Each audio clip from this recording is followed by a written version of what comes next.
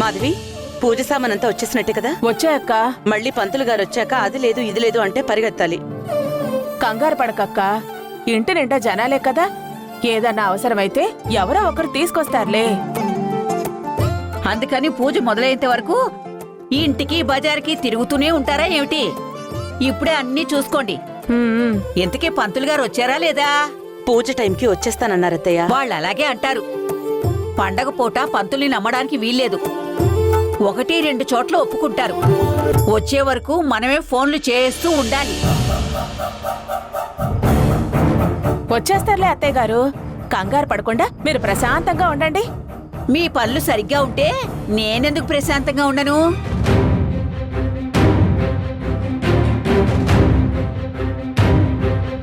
ఇదిగో, ఇంతకీ నువ్వెవరు? పని చేయడానికి వచ్చావా? పని చేయడానికి వస్తే ఇంటి పను వంట పను చూసుకోకుండా ఏకంగా అమ్మవారిని అలంకరించడానికి వచ్చేసావు. అత్తయ్య గారు, తను రాధ వాళ్ళ అమ్మ. వ్రతం కోసం వాళ్ళు కూడా వస్తారని చెప్పాను కదా. పొద్దున్నే వచ్చారు. పూజ ఏర్పాట్ల కోసం సాయం చేస్తున్నారు. సాయం చేస్తానంది కదా అని ఏ పని పడితే ఆ పని చేయిస్తావా? కొంతమంది ఇంటి గేటు బయటే ఆగిపోతారు. ఇంకొంతమందిని గుమ్మ వరకు రాణిస్తాం. బాగా కావలసిన వాళ్ళని గడప దాటి లోపలికి రాణిస్తాం. కానీ పూజ దగ్గరికి మాత్రం ఎవరిని పడితే వాళ్ళని రానివ్వం కదా. మీరుండండి అత్తయ్య గారు. వ్రతం అన్నాక కనీసం 3 ముత్తైదువులైనా ఉండాలి కదా. మేమిద్దరమే ఉన్నాం కదా అని ఆవిడ్ని కూడా నేనే చేయమని చెప్పాను. ఏంటో పూజలతో పాటు ఆచారాలు కూడా మారిపోతున్నాయి. ఇంతకీ నా మనవరాలెక్కడా? అదిగో వస్తాందత్తయ్య.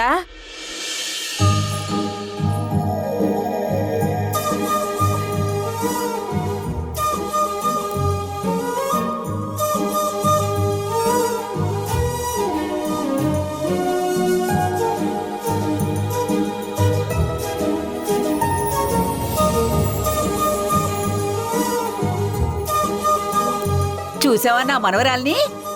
కుందనపు బొమ్మలా ఉంది. నా దిష్టే తగిలేలా ఉంది.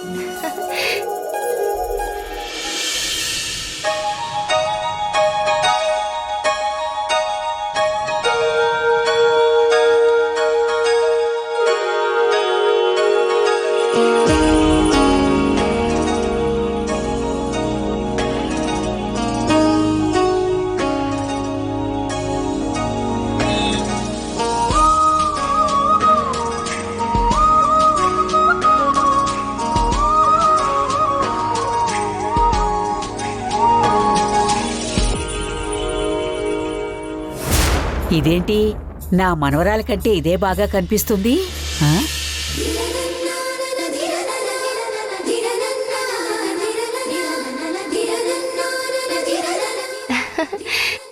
ఎలా ఉన్నారు నానమ్మా? బాగున్నావు, చాలా బాగున్నావు. బంగార బొమ్మలా ఉన్నావమ్మా.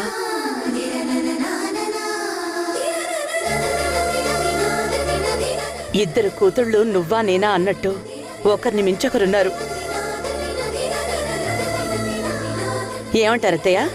నేనేమైనా అంటే మళ్ళీ ఎందుకన్నావు అంటారు గాని, నువ్వేంటే నా మనవరాల్లాగా ఇంతలా తయారయ్యావు? నా మనవరాలికి పోటీనా? నువ్వు నా మనవరాలు ఒక్కటే అనుకుని తయారయ్యావా? అత్తయ్య గారు, నువ్వు ఉండు దేవకి. నా కోడలేదో కూతుర్లాంటి దానివి అంతే అనుకో. నువ్వు నా మనవరాలు ఒకటే అయిపోతారా? తను ఇంటి వారసురాలు, నువ్వు మా ఆఫీసులో పనిచేసే వర్కర్వి. అది గుర్తు పెట్టుకో.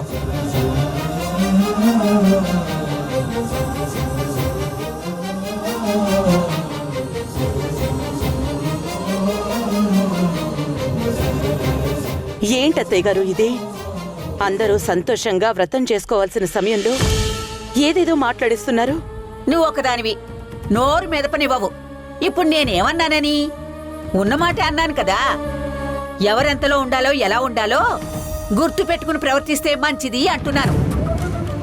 అది గుర్తు పెట్టుకో. నువ్వేంట్రా బెల్లుళ్ళు పట్టుకుని తిరుగుతున్నావు? వరలక్ష్మి వ్రతమా, పుట్టినరోజా? ఒక్కొక్కరు ఒక్కోలా సెలబ్రేట్ చేసుకుంటారులే నానమ్మా. అయినా ఇది సర్ప్రైజ్లే, నీకు ఫినిషింగ్ లో తెలుస్తుంది. ఏడ్చినట్టే ఉంది పోతలకి. ఏంటో ఈ ఇంట్లో ఒక్కొక్కరు ఒక్కొక్కలా ఉన్నారు. ఎవరిష్టం వాళ్ళది, ఎవరికి నచ్చినట్టు వాళ్ళు చెయ్యండి. ఎవరికేం చెప్పినా ఏమీ అర్థం చేసుకోరు.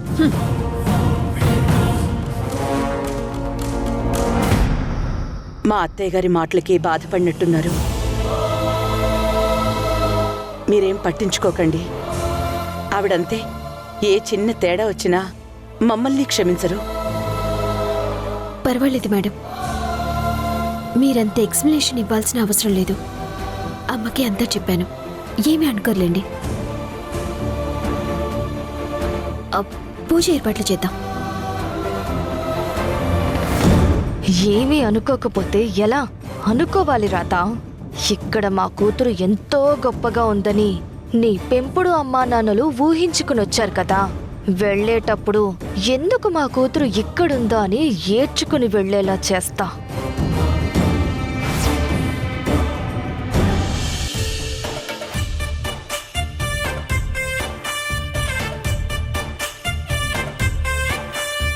గుడ్ మార్నింగ్ అండి. రండి. ప్రయాణ బట్టలకి తీరింది కదా? తీరిందండి. వరలక్ష్మి వ్రతం అంటే అమ్మవారి బొట్టు పెట్టి పూజ చేయడం చూశాను. బాగానే ఏర్పాట్లు చేశారు. మా అమ్మాయి చిన్నప్పుడే తప్పిపోయింది. తను రావాలని కోరుతూ ప్రతి సంవత్సరం ఈ వ్రతం చేయడం అలవాటైపోయింది. ఈ సంవత్సరం తను వచ్చింది కదా, అందుకే ఇంకొంచెం ఘనంగా చేయాలనుకున్నాం. పదండి.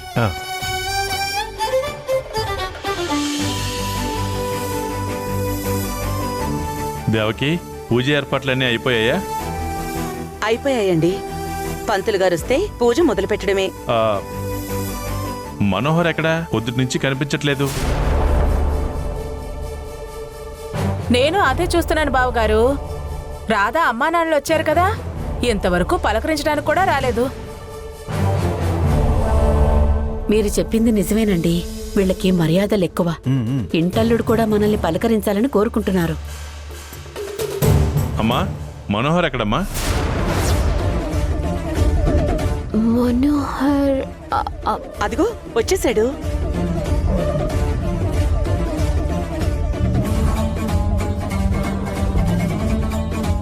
హాయ్. హాయ్.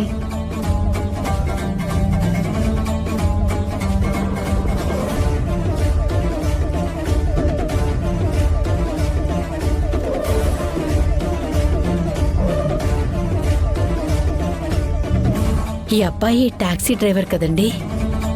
అవును, వీళ్ళ అమ్మాయి ఇష్టపడినట్టుంది, పెళ్లి చేసినట్టున్నారు. ఓ